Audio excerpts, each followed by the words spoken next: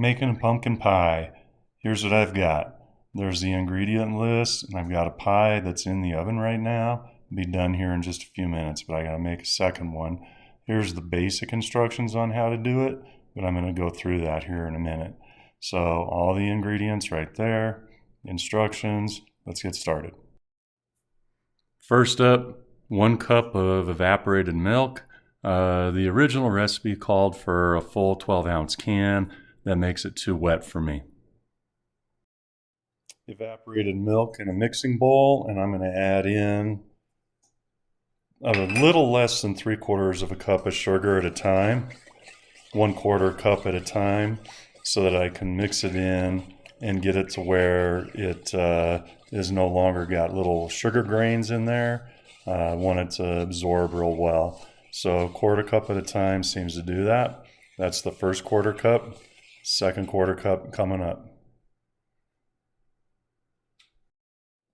Second 1/4 cup is mixed in. This is what my last amount is. I don't use quite the full 3/4 of a cup. I use about a 1/2 tablespoon less. Same thing, mix it in. So timer's going off on my stove for the last pie that I made. I'm going to take it, check it. I'd already checked it once. Toothpick didn't come out very clean. So what we're going to do is pull it out and take a clean toothpick, insert it down into the middle there, like that. And we're going to pull it out and see if it's clean. That looks pretty good. I think I'm going to call that pie done and just go ahead and get it on out of there. So we'll pull it out of the oven. There we go, set it up there. Close the oven back up. We'll let that one start cooling. Okay, back to the feeling for the new pie. I've got the evaporated milk, all my sugar in there. I've stirred it in until it's nice and smooth, and I don't really feel any granulated sugar anymore.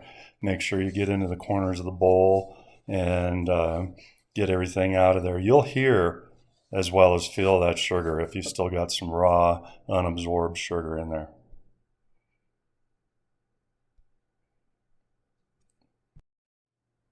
Okay, so now I'm going to add my spices. I got a little less than a 1/2 teaspoon of salt, 1 teaspoon of cinnamon, 1/2 teaspoon of ginger, and a 1/4 teaspoon of clove in that order. And I'm just going to go ahead and start putting them in here.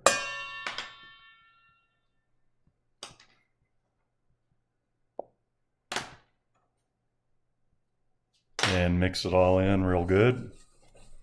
You want to make sure you get that cinnamon in particular absorbed. So as you can see, your spices will clump, so you need to just keep stirring that until it's no longer clumped up. Now, a lot of people would actually put the spices in last, but I like to do it at this point so that I can make sure that they're all mixed in and absorbed in well. I can see them real good. And I'm doing this before I put the eggs in because I don't want to beat the eggs too hard in this mix because that actually kind of makes them tough, I guess you'd say. It's like it work hardens them or something, like if you heat and cool a piece of steel too many times. So now here's the thing I like. That's a teaspoon of molasses. It just seems to give it a little bit, I don't know, deeper flavor or something like that. I don't know what you'd call it. But at any rate, I really like the way that pie comes out with that molasses. And since we were a little light on the evaporated milk, as the original recipe calls for 4 ounces more, it's okay to add this liquid in there. Not going to hurt a thing. So we're going to put that in and then continue to stir that in. All right, eggs are in.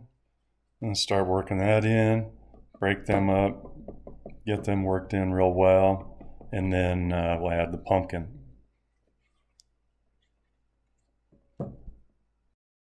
Okay, so once the mix is fairly smooth and it's not quite there, I'll put the pumpkin in. I'm just using canned pumpkin. Everything I'm doing here is just store-bought, right off the shelf. If you don't want to buy all the individual spices. There's pumpkin pie spice mixes out there that you can buy that have everything in it already. Some people put nutmeg in theirs. I don't. But your pumpkin pie spice mix might have that in it. And then, like I said, I'm just using store-bought on everything. So looks like I'm gonna have to scrape that pumpkin out. So let me get that going. All right, got the pumpkin in there. We'll just mix that whole gloppy mess together, get everything so it's nice and smooth and mixed. Then I'm going to use a store-bought shell. I'm not very good at making pie crusts. My grandmother and my mother are, but I've not really mastered that. And since I'm feeding this to guests, I'm not going to try to give them my pie crust. My pie crust pretty much is like a cracker. It's not that nice flaky crust that everybody likes. All right, there we go. It's nice and smooth. Got my pie crust over here. I'd probably recommend taking that piece of paper out of there. And then you're just going to pour your pie filling right into that crust. Then it's going to go into 425-degree oven for 15 minutes. Then turn your oven down to 350, and you're going to go another 45 to 60 minutes.